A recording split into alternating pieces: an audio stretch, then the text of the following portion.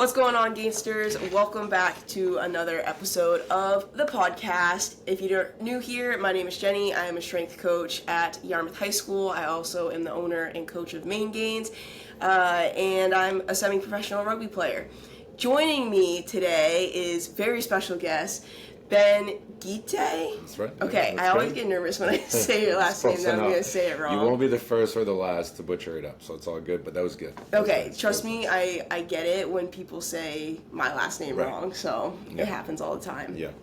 Ben, why don't you give a quick little summary or a long summary of kind of who you are, your playing history, your coaching history, kind of where you've gotten to now. Sure. So, I'm from Montreal. So I grew up playing hockey like everybody else did, like back in those days, or everybody in Canada for that matter.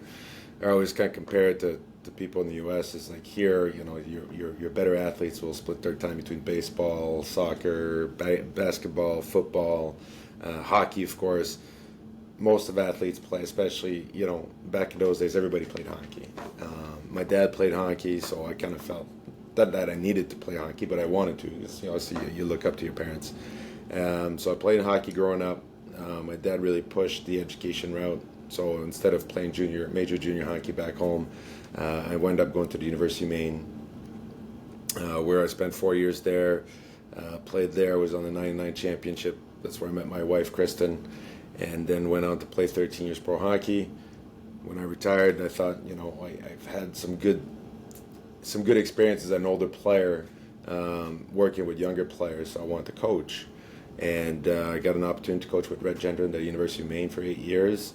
Then when he passed away in 2021, 21. It's crazy how fast that goes by. Yeah. And then they hired Ben Barr, and things didn't quite work out there, so I coached the Maine Mariners here in town. And after a year pro, like I have, 11 and 13-year-old, and I felt they are 11 and 13 now. They were 9 and 11 at the time. I felt like, pro was a lot of fun. It was awesome. But I wanted to be a little bit more around, and Bowdoin College opened up. And so I thought it was a phenomenal place to be.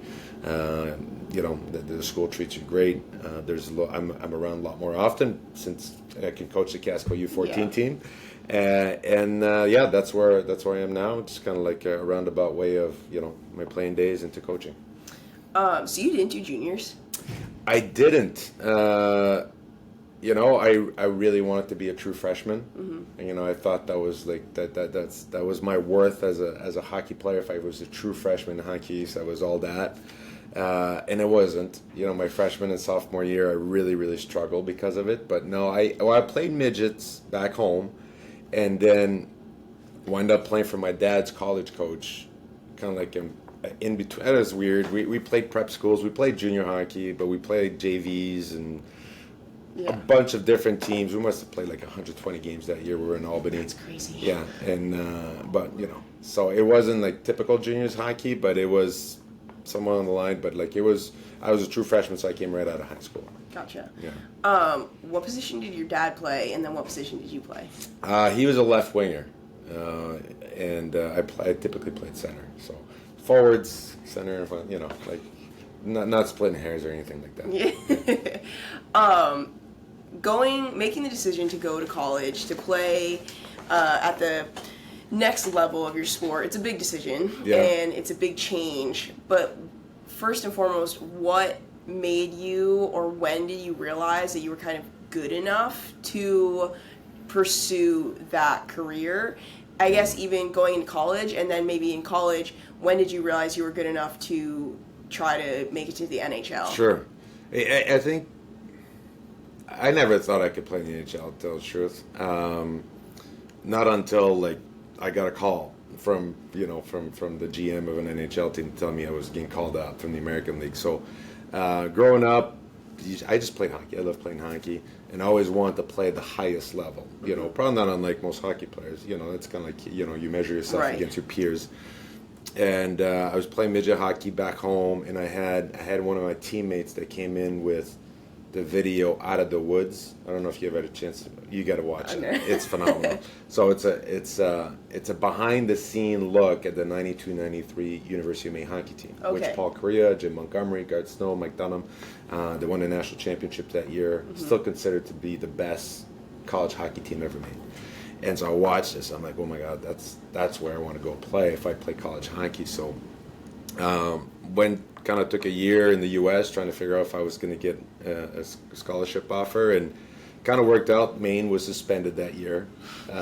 Sean Walsh might or might not have broken a few rules, and so I'm sure they lost a lot of blue chip recruits at that time. So all of a sudden they started paying interest to me. So I wound up going there. I really wanted to go to Maine. In my mind, if I was going to go to Maine, I was going to win a national championship. You know, that's kind of where the program was in those days, and so it worked out. And I was drafted by Montreal after my freshman year at Maine, and I really didn't. I was like, to me, it was like such a foreign concept. Like I didn't think about leaving early because I didn't think I was. You don't think you're good enough. You watch these guys on TV and you're like, oh my God. Freshman year. Well, that's typically when you get drafted in hockey, and then you continue. And then they keep your rights. Okay. So Montreal kept my rights. So I played 4 years at Maine. From there, after my 4 years, after I graduated, they didn't offer me. They offered me like a minor league contract. So I ended up playing in the East Coast Hockey League, which was in Florida, which is a completely different experience. It's a completely different story. And then after that, they let me go, and then I kind of just found my way. And, it took 6 years before I had my first NHL game. Wow. And it was really because I wasn't ready. Right. I don't think anybody wronged me along the way. It was really I had to learn the pro game. I could score in college, but I had to really figure out the defensive side of the game as a pro and find a way to still score, which, it's like that's what I became. That's what I really, and I think a lot of times guys turn pro and they say, well, I scored 30 goals in college, that's what I'm going to do in the NHL. It's like, okay, well, if you can do it, great. But if you can't do it, what else can you do? Right. And every level is kind of like that. It's the same thing at the D1 level. We were talking about high school kids, really good high school players, right? If you're getting recruit Division I, you're dominating. If you could dominate in college, great, that's awesome. But what if you can't? Like, how else do you get in the lineup? And oftentimes, players or athletes are like, well, this is what I do. Okay, well, there's 3 other person doing what you do where you're going, and there's 2 juniors and a senior. So, like, in the meantime, what else can you do? Right. What else can you then value to be on the field and improve? Because if you're in the stands, you don't. Yeah. You mentioned it took 6 years before you got in your first NHL game. So how old were you? So I would have been 26 my first NHL game, yeah. Is that, I don't really know the average age of an NHL player, but is that normal or is that like old, quote unquote? Oh yeah, it was old. Like I wasn't, if I would have been good enough, I would not have been eligible to win the Rookie of the Year trophy. That's how old I was. That's crazy. But not that I was in that conversation, but if I was, I would have been too old. I think that's super interesting because selfishly, right, I'm just turned 28 and I'm still trying to get my first cap with USA Eagles, and like 28 seems old and it almost seems like too old, but then there's players on the team who are 35 and so I think it gives people like a sense of perspective, reality, whatever the word is, of like 26, like that's not old at all in the grand scheme of things, and like you can still accomplish these. Like you played 13 seasons? So I played 13 pro seasons. Yeah. So like there's a vast majority were in the minor leagues. Right. But at from 27 to 31, I played in the NHL. Right. That's 5 years of professional sports. Like that's a healthy career. Yes, it was. It was great. It was awesome. But I think, the longer you play, and I'm sure now that you've, I don't know how many years you've played professional rugby or semi-professional rugby, but you understand the game better. Absolutely. Like you don't necessarily get faster as you get older, but you get there faster because you figure out the game a lot quicker. Right. And I think that's what helped me. I always stayed in really good physical condition. I took a lot of pride in training, working other players. So like the legs that some guys had when they were 21, 22, I could still have that at that age. Right. And then I understood the game better, and I found I added value to my game, whether it was face-offs or penalty kill or being really hard to play against, and then finding ways to score. Not necessarily going the way McDavid does it, but like just getting to really hard areas that allow me to score. So it was kind of like it was an evolution from year to year. Like I said, really when I graduated from Maine, I was not ready, and you just figure it out. What was it like? I mean, what was it like playing in the NHL? Well, it was nice to be old. Yeah. I will tell you that, because when you're 21, 22 and it happens, sometimes you might not have the maturity to just kind of enjoy the moment. Yeah. I remember my first game. It was I got called up by the Bruins because I was playing Providence, and they called me up to play the Islanders. But then they called me in the office, says, "Hey, Brian Leetch, who's the Hall of Famer defenseman, he's come back from injury. You're either going to play or Brian's going to play." And I was like, "Oh, well, fair enough." So we do the warm up, and says Brian's going to play. So it's my decision. Like I would put Brian Leetch instead of me any day of the week. It says, "But you're going to play in 2 days in Ottawa," which was great because Ottawa was 2 hours from my hometown in Montreal. Oh, nice. So my first game, my dad was there, my mom was there, my sister was there, and I just kind of like I was 26. I was like, I don't know if this is ever going to happen again. Yeah. So I just really took it in, and I had a blast with it. We ended up, we had Patrice Bergeron on the team. At that time, Dan O'Chara was on Ottawa, and they were the battle of the ball for the NHL. So we beat him 5-0. So we beat the best team in the NHL 5-0. So that meant I had a lot of ice time. Yeah. Because it was 5-0. If it would have been 2-1, probably not. So I got to play, I don't know, like 10 minutes, which is a lot, for a first year. And then after that, we took a flight back to Boston. Mike Sullivan was the coach at the time. Say, "Hey, we just picked up Josh Schlangfeld off waivers. You're going back down to Providence." Good game, by the way. So. Crazy how quickly, that's how fast it changes in that league. It's a business. Like, people forget that sometimes. It is. It really is, and especially for young players. They go to camp, and they say, "Man, I outplayed this guy and outplayed this guy. I can't believe it." Well, this guy's on a 5-year deal, and you're on a tryout. They're not gonna, so there's definitely a business aspect of that. We see it now, which like even contract negotiations. With Jeremy Swayman. Obviously he's got strong ties to Maine, and you want to see him sign and Bruins have him, but then you look at it. There's also like a business side of things, which is always ugly. Typically, it's pretty ugly. When you were in those years of coming up, going down, going up, going down, like, did you experience any self-doubt, any, like, why am I doing this? Is this really all worth it? Because I know it's not super glamorous when you're playing down in the AHL? American League, yeah. I was always the mindset, if I enjoy it, obviously I had to love it. You have to love it because it's not easy at all. It's still fun, don't get me wrong, but the bus rides, just getting in a town at 3 o'clock in the morning, having to get up at 11 to play a matinee game, or just getting, sometimes your face beaten in by somebody that's much bigger than you. It's not always fun, but there's also an enormous amount of that it's really enjoyable, the camaraderie that you make. I love playing hockey, so that in itself was a lot of fun. So I was always like, if I enjoy it, if I keep getting better, where I see some form of progression, and I'm at that time I was like, as long as I'm not a financial burden to my parents, I could keep doing this. And those I always felt, and obviously you had to be healthy. So I honestly I just did it because maybe a lack of imagination. Yeah. I didn't really know what else to do. I really enjoyed that, so I just kept doing it. That's awesome. Yeah. A little off track. You mentioned you met your wife in college. I did. Yeah. Were you guys together this entire time? We were. It was that wasn't always easy because, especially early. especially Kristen was a chemical engineer from the University of Maine, which I have a great program. Yeah. So we spent the first couple of years apart, and then she had to make a call to tell her mom she was quitting her engineering job to follow me to Cincinnati, Ohio. Not that there's anything wrong with being a hostess in a restaurant, but their parents weren't very happy with that decision. And so we did that for a year, and she says, I think I'm going to go back to Boston, and then we kind of just had our off-season Central was in Boston. Right. So, and I played, and I was very lucky because I always played in New England for the minors.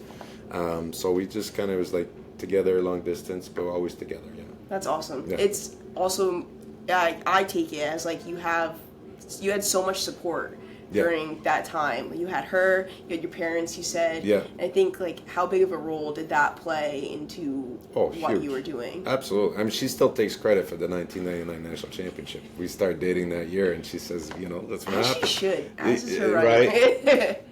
But it is interesting because the year that we, that I proposed and we were engaged, that's the year I finally made it to the NHL full time. Oh, wow. Started dating 99 champ. So, like, there might be some truth to it. That's awesome. Yeah. A little superstition going on there. Yeah. So, you started your coaching career at UMO, correct? Yep. And you were there for how many years? I was there from 2013 to 8 years. 9 8 years. Yeah, 8 years. And then you started off as the assistant coach. And then I think I looked it up and you became like the head of recruiting for them. Or part of the recruiting process for them? So the assistant coach in college, at least that's the way it is in hockey. You Yeah. have two, well, now you have 3 paid assistant coach. Back then you only had 2. And typically one of them was head of recruiting. Okay. And earlier on it was kind of put on me to learn to do it. And then after 2-3 years now you're the associate head coach with head of recruiting, which is just a glorified assistant coach. Yeah. That's what it is. Yeah. But as a recruiter, did you travel a lot? Yeah. Oh yeah, a ton. In Division I, especially in hockey, a lot of the young assistant coach, their family suffers a lot because they're always gone. And we're so competitive that we refuse to, not be out on the road as much as the other guy because you feel like you're losing ground. So it's a catch-22 because it's a good life, it's a stable life. Most guys, get a chance. It's not like pro where you get fired or passed around or. By the same time, it's the time commitment is crazy. It's very hard for family and marriages, and there's no like for example, basketball's got a recruiting calendar where there's certain times you're not allowed to be off campus. There's no such thing in hockey in Division I, so guys could be gone all year round, and so it's always hard to maintain that balance between family and excelling at your job. Yeah, when you were spending your time recruiting for UMO. Where was kind of the biggest hubs for athletes that you found, and kind of like what were you looking for? So, what we're looking for, I mean, that doesn't change from whether I'm doing a Bowdoin or UMO or even with the Mariners where, we had to recruit our players. I mean, most coaches, at least the ones I really get along with, or that I feel that we get along with work-wise, is they're ultra competitive. They're smart. They understand the game. Sometimes people see the highlights and they just see the incredible one-on-one play. Well, hockey's 6-on-6 on the ice at all times, right? Yeah. And so the guys that understood the game, the great picture, that they more like a unit of 5, and then just good people. You're looking. It's hard. Like playing hockey at D1 and pro hockey, it's hard, and you need kids that are pleasant to be around, and that have the internal fortitude to keep going no matter what. And that's kind of like in general. And then there's different skill level, right? You got speed, you get, every person brings a dimension, but you're looking for that one dimension, whether it's speed or ability to make plays or score goals or just really good 200-foot player while being a really good person, a competitor, and somebody that understands the game really well. And I'm sure you're also looking to fill gaps on like the squad that you currently have. Where it's 100%. like, say you have a senior that leaves and they're like your leading scorer. It's like, okay, do we have someone already who can kind of fill that spot, or do we need to go out and look for someone who can fill that spot? Yeah. In hockey, because there's not that time frame like there is in basketball, for example, is there still deadlines or timelines where you can reach out to players? Oh, yeah, there is. And I used to know very well, especially for Division I. Right. I don't because it's constantly evolving. Yeah. I know now it's, I believe before the January 1st of your sophomore years, programs cannot get in touch with you. Gotcha. So that's a big one where, the top of the top sophomore year, they get tons of calls January 1st, and they can't get offered until August 1st after that. So the top of the top again. Having said that, hockey is extremely slow moving, and it's a big late bloomer type of sport because it's not, like I said, it's not one-on-one. It's not just a skill sport. It's a lot of understanding. You really have to understand what's going on. And it's especially difficult for like 14, 15, 16, 17-year-olds to understand that because they see it on Twitter, they see it on Instagram, that this guy's committed, this guy's committed. Very seldom do the guys that commit at that age end up going to that school. Right. Because, you know, so much changes. So much changes, and now with the portal and the decommitments, the NIL, like it's to understand it's a long game with hockey. I think most of the average age of commitment to the school that you end up going to go. So like I'm not talking about somebody that commits at 16, decommits or gets decommitted, and then goes to another school and commits at 19. The average age at the time you commit to the school you're going to go to is like 19.4. Oh, wow. So it's very late. Yeah. And I think a lot of players lose faith that it's going to happen to them because it's not happening to them at a young age. Right. And sometimes either lose focus or just kind of lose track of what they're trying to do. And they just think, like, this isn't, like, I'm not good enough. Yeah. Even though they're only and 15, 16 years old. And they're like, why am I trying this hard? Absolutely. That's very interesting. Yeah. Now, even though you can't talk to them at a certain age, when you were recruiting, and even maybe now at Bowdoin, are you looking or aware of younger athletes? Lesser now, just because, you know, I look at the guys, like even at Bowdoin, we recruit pretty late. Yeah. Like gone are the days in the NESCAC where, you know, you just come in from high school. Now, you look at most of the NESCAC school, most of their guys are older players. And most of the guys that come Division III typically don't do it the first opportunity they have. You know, they kind of exhaust their opportunities at the D1 level first. Yeah. And so for us, we keep track of the players that have really good grades. Like we're looking for hockey players that can get into Bowdoin, not the other way around. And so we understand who has grades, and we keep track of the guys, and we just keep don't forget about us, you know. And then typically when they're 19, 20, and they say, you know what, I'm kind of done with this junior thing. I want to get going with my school career and play at a high level and get a chance to go to an incredible academic institution and have a chance to compete on the national stage. Then, so that, you know, Bowdoin's a good place, I guess. Bowdoin is a great place. It's a great place. I love it there. Yeah. Before you went to Bowdoin, and in between UMO, you spent one season with the Mariners. I did. And then you actually brought them to their first playoff appearance. Yeah. And you had an incredible record with them. It was like, what, 35? I don't know. It was a good record. Yeah. Were they an okay program, and then you came in and just kind of made a few tweaks, and then you were able to make it? Like, you know how sometimes a coach comes in, the program's already great, and then they just so happen to have more success? Or were they not having as much success? You come in, and then, like, what was that like? I think I got the benefit of the headlines. Yeah. Their first year, really hard to to get off the bat and just be dominant. Their second year, I want to say they were going to be in the playoff hunt, but then COVID hit, that canceled their season. The third year, there was no hockey, and with the Mariners, they weren't allowed to compete because of COVID. And their fourth year, that was my year. It was great because there was a lot of guys that were there from before, so they knew, like, the ECHL is big-time transient. Like, the guys don't stay there very long. Right. Like, the salaries are not nearly what they should be. So, like, they get tempted to go to Europe or just move on with their lives and get out of hockey. So if the salaries were better, there'd be more continuity, but there isn't. So, like, if you could get a player that's been there 2-3 years in that league, it makes a huge difference because you figure out the league. So we were lucky to have, you know, like a good core guys that had been in the league for a while, and then we got lucky with a couple like really good young players. The Bruins got us some good goalies, and if you had good goalies, you got a chance in every game. And so, it wasn't super dominant, but we did find a way to make the playoffs in the very last game of the regular season in a shootout. So it was a fun time. That's a nail biter. Yeah. That's scary. Yeah. So it was a fun time. That's awesome. And then, was it difficult transitioning from player to coach, or like that mindset? Because sometimes even I have that. Yeah. I have trouble doing that, and I'm doing it at the same time. Yeah. Like, how did you kind of switch? How did you make that switch? Sure.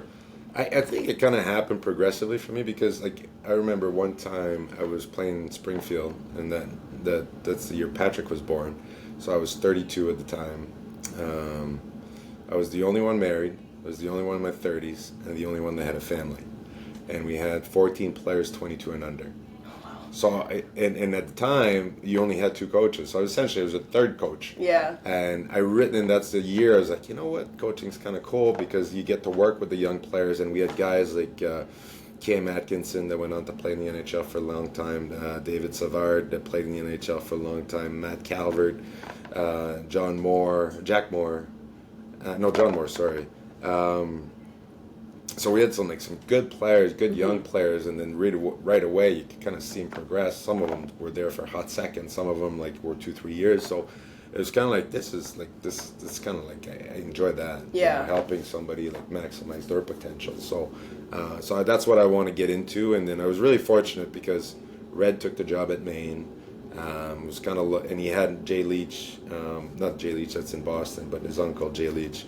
Those guys were in their 50s and their 60s. They've been around the block for a million years each. So, they just taught me so much. And it was kind of like, I remember one time, Red came in and said, "Hey, you go out there and kind of screw it up and figure it out on your own. I'm not going to tell you exactly." So it was great to have that type of mentorship. Yeah. Guys that kind of gave you, room to spread your wings and figure it out on your own. So that was just finding my voice, finding what works for you. Because there's different ways to skin a cat. Yeah. There's dictators, there's tyrants, there's players coach and guys that are everywhere in between. So kind of figure out what works for you. I view you as a player's coach. I think so, but yeah. I ask maximum effort, and yes. If you give me maximum effort, there's a lot of stuff I live with.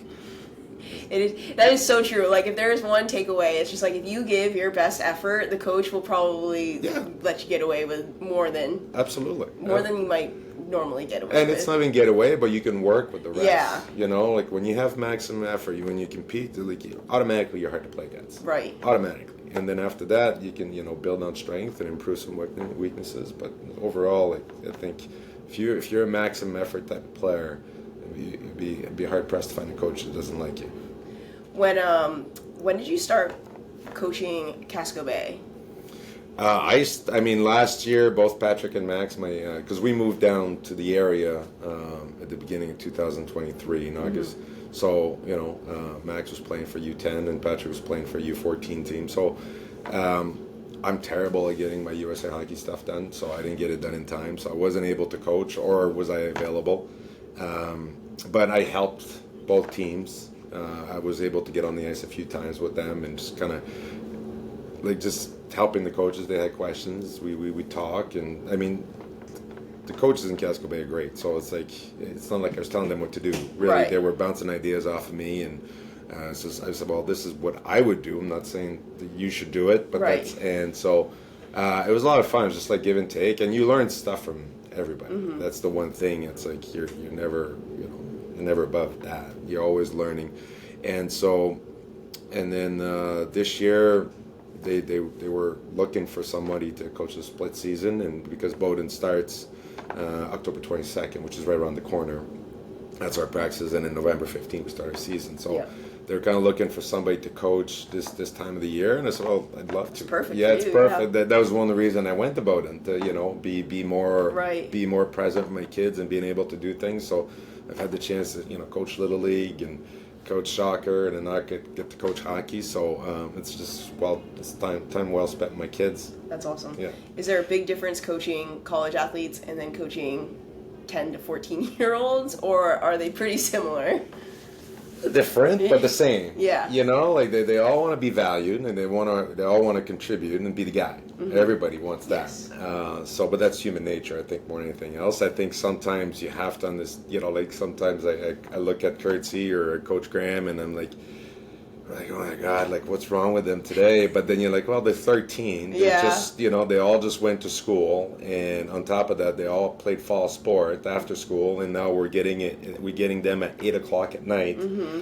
Sometimes on an empty stomach because you have to teach them that, and sometimes not. So I think you have to take the perspective that you're coaching 13-year-old, but overall we're really fortunate. the team we're on here with the U14 Casco team, they all really want to get better. Yeah. And they're very driven to play at the highest level possible. And to me, that's motivating in myself. Like, all I know is I got to do a good job, make sure they know that I put some work into this, right, and that they're going to benefit from it. So it's been a lot of fun. I will say that I've worked with a lot of teams, and especially like boys, they are probably one of the, they're crazy sometimes, but they are one of the most well-behaved and supportive, like, groups that I've worked with. Absolutely. Especially for boys, which is, like, they're ragging on each other a lot, but I also see them, like, supporting each other and encouraging each other to, like, try and fail, which is, like, I don't see that very often. So they are a good group of kids. Yeah, we're very fortunate. So that's been fun. Yeah. That's been fun. Last little bit here from you, where it's like, you're coaching now. Do you see yourself coaching for the rest of your career, or do you ever envision yourself going up and coaching at the pro level, or where is next for you? Yeah. Well, I'm really enjoying what I'm doing now. You never know what's going to happen next. I'm not seeing myself moving up or moving on out. Like, that was one of the big reasons I took the job at Bowdoin, is to set some roots for my family. Like, I feel like, you know, if I can be a place one time and, you know, till my kids go off to college, and at some point they're not going to want to spend that much time with me anyway. Then at that point, if, you know, my wife and I are still up for it, then we could chase it and tour the world and, you know, see what happens. But you never know. You never know. But I think right now this is good. Is Kristen from Maine? She is. She grew up in North Deering. She went to Deering. Is that one of the reasons why you guys? Oh yeah. Oh, absolutely. My family, we've been everywhere since I left home at 17, and I've never really moved back. Yeah. So my mom, my sister's still in Montreal. My dad's in Florida, but you know, we kind of make it work being apart. Where her family, the nucleus, very much around the Portland area. So like being able to be here. You know, being able to rely on family and like have that sense of community was big for us. That's awesome. I lied. I have one more question. Sure. Do your kids realize how cool it is that you played in the NHL? Do they listen to that, or is it still the typical, like, this is just dad, I'm not going to listen to him, and then there's this coach who I'm going to listen to, or some other guy, like... I will tell you, like, from the like, it's been nice to coach my sons, because they typically listen more at the rink than they do at home, like, you know, like probably like every dad. I think they appreciate that we don't talk about it that much. I'm more dad than somebody that's playing the NHL. Hopefully they don't feel the pressure of playing the NHL, because their granddad played, not in the NHL, but he played at pro level, and I did, and I think both of our stories are completely different than one another. It's crazy. I just hope they play hockey because they enjoy it and they feel like that's what they want to do and not what I want them to do. I'm just trying to help along the way, and typically with hockey, that's where I can help the most. You know, like if they were to pick up the violin, I'd still be their biggest cheerleader, but I would not be able to help much. You would just be in the audience on that one. That's it. Well, I might be banging the glass, but that's about it.